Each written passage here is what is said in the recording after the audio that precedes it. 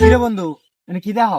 না বন্ধু এনে ভাবতাছি এই ডিগি মাছ দিকে ডুব দেওয়ার ভা ওর প্রত্যেকটা ডুবে 200 টাকা দিতাম।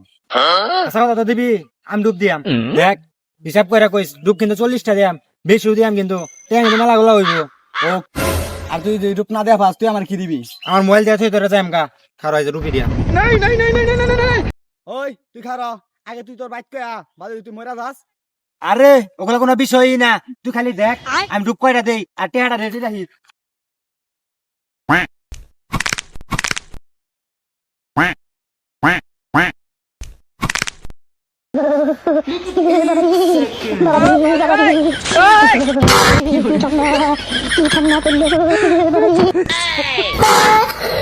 বাইগান